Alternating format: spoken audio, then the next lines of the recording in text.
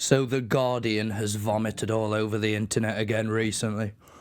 They uploaded a video starring a black supremacist university professor called Kehinde Andrews, or as I like to call him, Cunty Kinte Andrews, who wants to downplay or overthrow the achievements of white historical figures from the education system because racism existed. The West was built on racism. It's time we faced that. No, it wasn't. And it's time you fucked off and got a proper job that actually adds value to society instead of teaching people to hate themselves. Disgraceful. In schools and at universities, we are sold a lie. It is the lie that the three great revolutions of science, industry, and politics are solely responsible for the advancement of the West. But in truth, none of this so-called progress happens without the genocide in the Americas, the barbaric slavery of African people, and the colonization of most of the world by European powers. What? You, with your black privilege, become a professor in the most welcoming society in the world, have the gall to tell us we ought to be ashamed of ourselves for the bad things people did generations ago. Always judging British history by its lowest moments. Very disingenuous. Let's take that back a bit because the sneaky little shit left a trail of rabbit tods in that. In schools and at universities, we are sold a lie.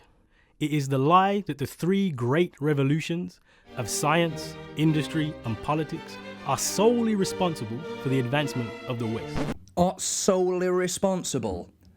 Well, that's a lie if that's what's being taught.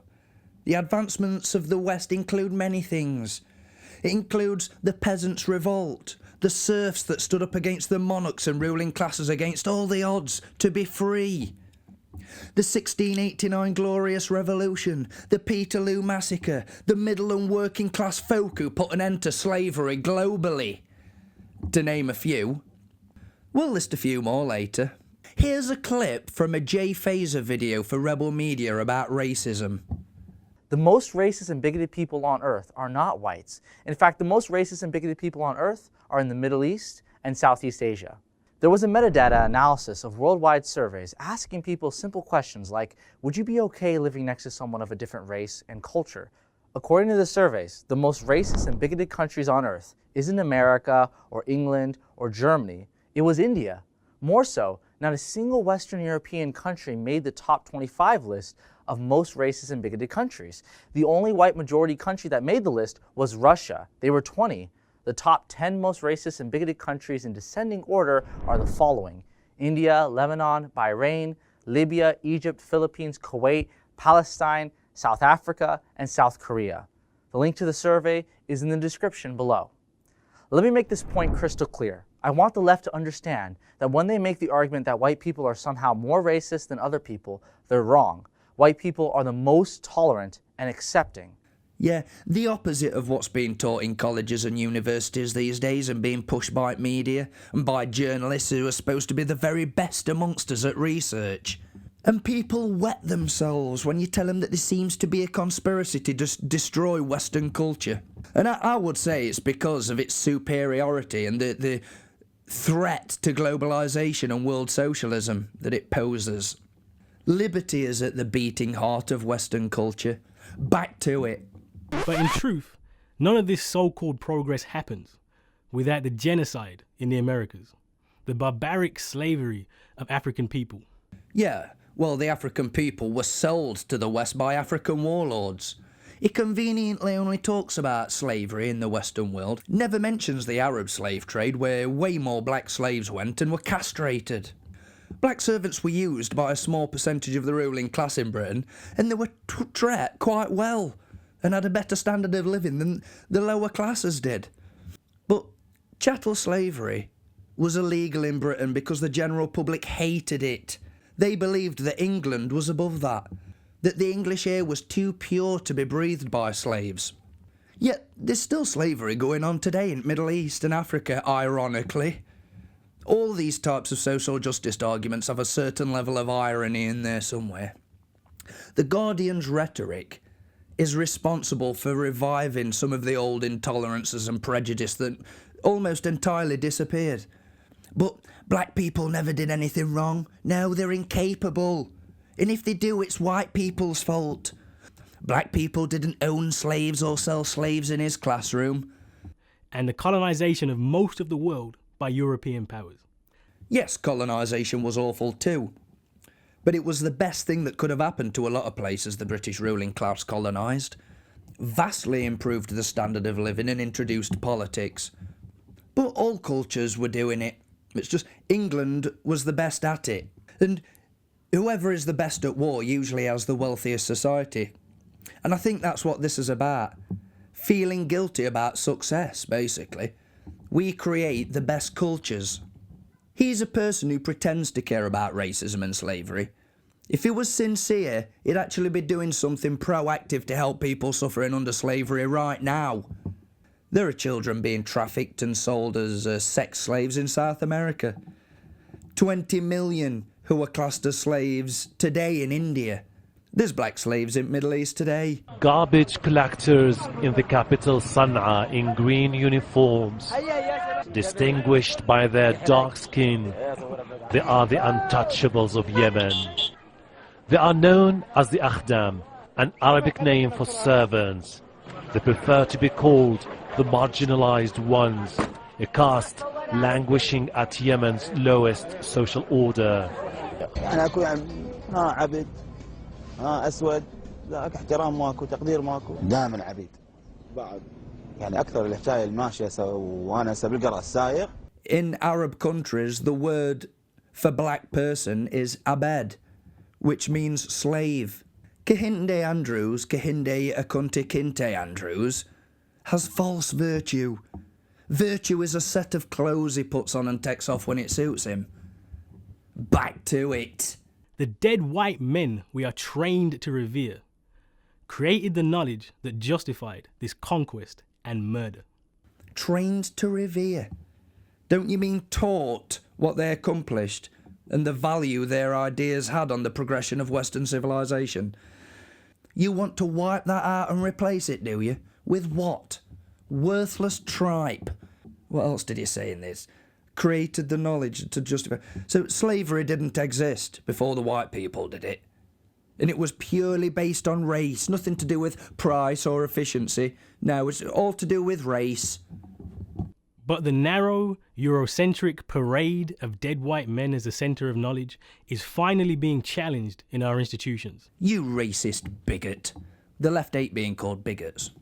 The colour of their skin is the only important thing to you. And it's finally being challenged by race-obsessed crybabies who think they're owed something. He's such a victim, look at him. And this is not a battle about inclusion or diversity. It is not a debate that is simply academic. The knowledge that the establishment is so quick to defend produced the racism that has shaped the unjust world that we live in today. Where's the citation for that? Come on. Don't just say something outrageous and hope idiots will buy it. Back it up. Think about this. Why did the founding fathers of America see no contradiction in declaring that all men are created equal, whilst many of them were slave owners? Well, many of them were slave owners. About 1% of the people owned slaves in America. And in fact, there were black slave owners. It's because race was created as a scientific reality, designed to maintain a hierarchy. The enlightened white European sits at the top, whilst the savage black African is at the bottom. Yes, those are stupid ideas that some people had, and even less people have today. And as we gained more knowledge and understanding, those ideas became outdated, and we moved on. And so should you, for the love of God. The uncomfortable truth is that the world has been created in the founding fathers' image of white supremacy. Really? Because from where I'm sitting, the best and safest place to be born if you're a black is in a white majority Western capitalist democracy with common law courts, where every race of people have the same opportunity as everyone else. Or do you mean the white supremacist world of Africa run by rich black people, where millions of people are still living on rice? Or the white supremacist world of Islam, where people are still enslaved today, by Arabs, or the white supremacist world of China with its super rich ruling class and its 30 million starving underclass. White supremacist world, you twat. In the West, we panic about childhood obesity, whilst in the global South, a child dies every 10 seconds because of poor access to food. So that has nothing to do with the corrupt governments of Africa not embracing capitalism and entrepreneurship. No, it's white supremacy according to this prick. The myth of an enlightened Europe spreading truth and progress across the world. It's not a myth. It's objectively true. The evidence is overwhelming. Is so powerful and attractive because it helps us to sleep at night. What? Where's the evidence for that? What a childish thing to say. But global inequality is not an accident. It is by design. It provides the cheap labour and materials that mean we can afford so much for so little. Yes, but it's not white supremacy that's done that. I mean, socialism does tend to regulate, suppress entrepreneurship and squash competition. So I can sort of agree with that. The world can only ever be as equal as the knowledge it is built upon. Yeah, exactly. And the knowledge people had back then was limited. So you can't keep holding this grudge. It's petty and unproductive. The battle to decolonise education is the first step in shaking us out of our progressive delusions. Yeah, because the Western world isn't the most progressive culture the world has ever seen. No, it's backwards and racist and glorifies slavery. The battle to decolonise education is the first step in shaking us out of our progressive delusions and creating the world anew.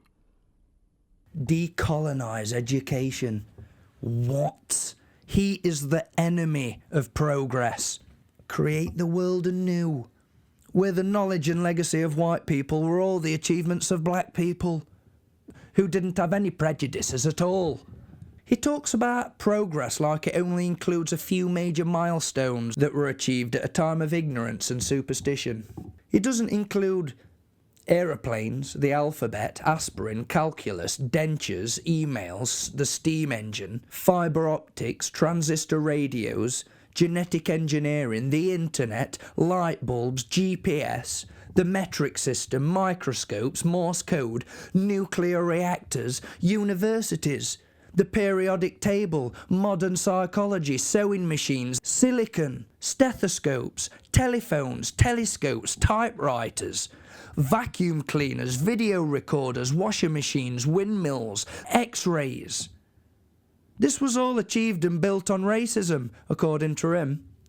That's a shitty argument for a university professor. Yeah, slavery was the pits, man. It's the lowest you can go as a culture.